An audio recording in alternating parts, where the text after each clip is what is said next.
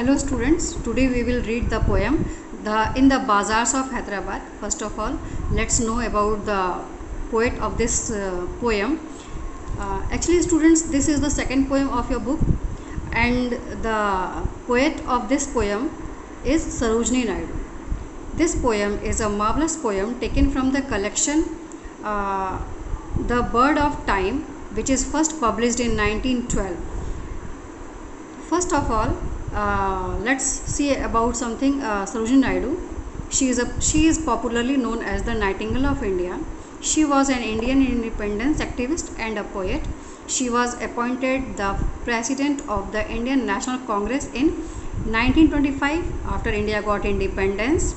She became the governor of the United Province in 1947. Later, United Province renamed as Uttar Pradesh in 25th January 1950. So, Sarojini Naidu became the first Indian woman to hold the office of governor in the Dominion of India. Let's see more about the poetess. She was born in 13th Feb 1879 in Hyderabad, now in Telangana. She was died in 2nd March 1949 in Lucknow, United Province, which is now known as Uttar Pradesh in India. Her occupation was political activist. She was also a poetess and writer. Her language was English.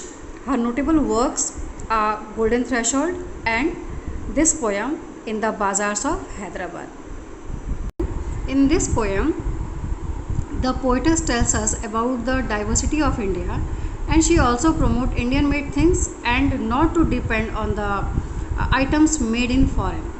So she is describing here the Bazaar of Hyderabad. Let's start the poem. She says, what do you sell, oh ye merchants? Hey merchants, तुम लोग क्या बेच रहे हो? ये means you होता है, ठीक है ना. तुम मर्चेंट्स, तुम व्यापारी लोग, तुम लोग क्या बेच रहे हो? Richly your wares are displayed. और तुम्हारे जो सामान है बेचने वाले सामान को वेयर्स कहा जाता है, बिकने के लिए जो रखी गई हैं. तो जो बिकने के लिए सामान रखी गई हैं वो परिष्कृत रूप से बहुत ही सावधानीपूर्वक उन्हें सजा करके रखा गया है, डिस्प्ले किया गया है.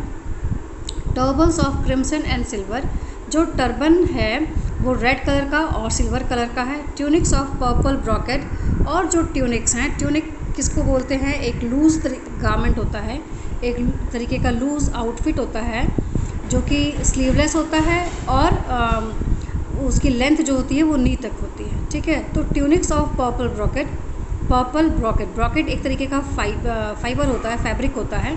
तो पर्पल कलर के फैब्रिक, ब्रॉकेट के फैब्रिक का ट्यूनिक है जिस पे मिरर वर्क किया गया है, ठीक है. और पैनल्स उसका फ्रेम है और फ्रेम में क्या लगाया गया है? मिरर्स के साथ आम्बेर लगाया गया है. आम्बेर एक तरीके का प्रेशियस मेटल्स होता है, ठीक है. तो उससे सजाया गया है. Daggers with handles of Z, और जो डैगर्स चाकू रखे हैं उनका जो हैंडल है पकड़ने के लिए वो जेड का है. जेड एक तरीके का मेटल होता है, तो मेटल जो है वो उसका जो हैंडल है वो जेड का बना हुआ है. किसका? डैगर का. व्हाट डू यू वे ओ ये वेंडर्स मीन्स जो घूम घूम करके अपने सामानों को बेचते हैं. तो उनसे पूछ रही हैं कि तुम लोग क्या तौल रहे हो?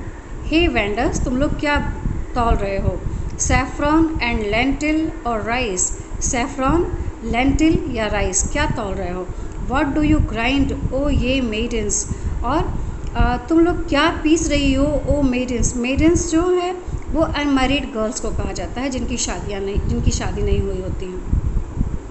तो वो ऐसी लड़कियों से पूछ रही हैं कि तुम लोग ये मेडन्स, हे लड़कियों, तुम लोग क्या बेच रही हो, क्या पीस रही हो? सैंडलवुड, हैना एंड स्पाइस.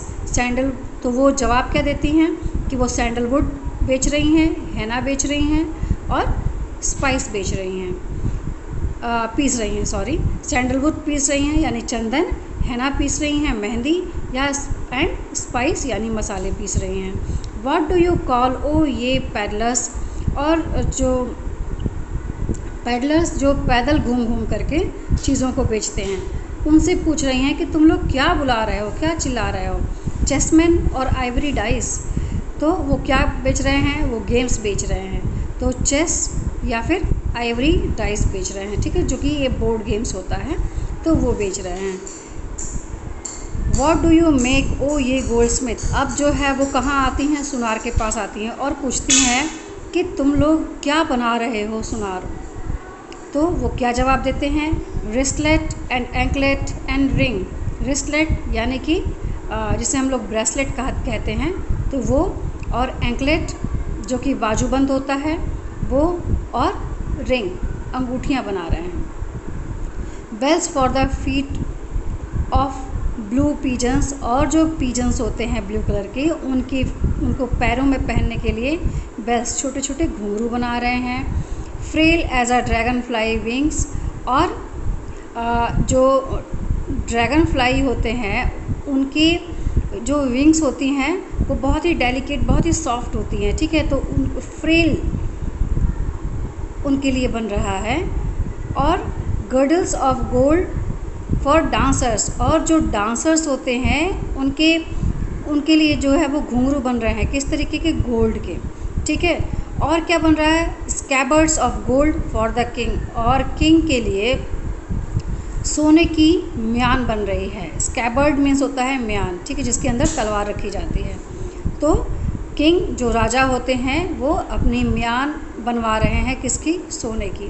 तो वो ये सारी चीज़ें कौन बना रहा है, गोल्ड स्मिथ बना रहा है।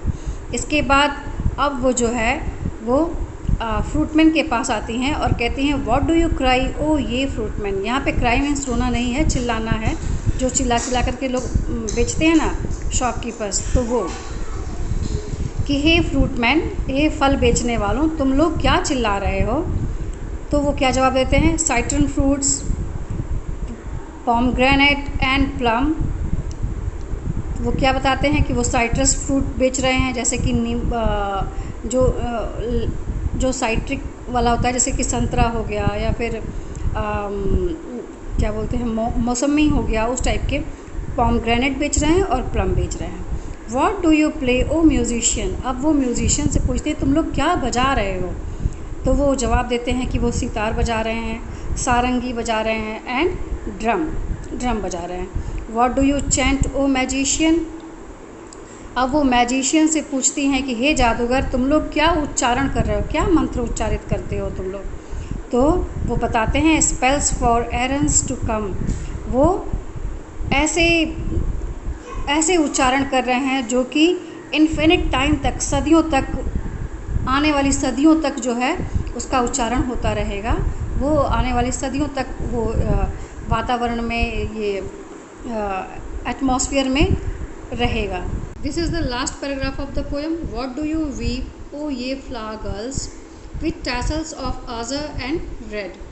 तो अब वो जो है वो घूमते घूमते बाज़ार के उस हिस्से में पहुंच जाती हैं जहाँ पे कि फूलों से कुछ चीज़ें बन रही हैं। कुछ लड़कियाँ बैठ करके फूलों से कुछ बना रही हैं। तो वो पूछती हैं कि तुम लोग ये ब्लू कलर के और रेड कलर के फूलों से क्या बना रही हो, ठीक है। अज़र मीन्स ब्लू और रेड, ठीक है। तो ब्लू और रेड कलर के फूलों से तुम लोग क्या बना रही हो। टैसल्स मीन्स ऑर्नामेंट, किस तरीके का ऑर्नामेंट बना रही हो। क्राउन्स, तो वो जवाब देती हैं, आंसर करती हैं, crowns for the bro of a bride groom. वो बताती हैं कि जो ब्राइड ग्रूम, जो दूल्हा होता है, जो वर होता है, जिसकी शादी होने वाली होती है, तो उसके लिए उसके सर पे, फोरहेड पे पहनने के लिए क्राउन बना रहे हैं, यानी कि सेहरा, ठीक है। तो उसके लिए सेहरा बना रहे हैं।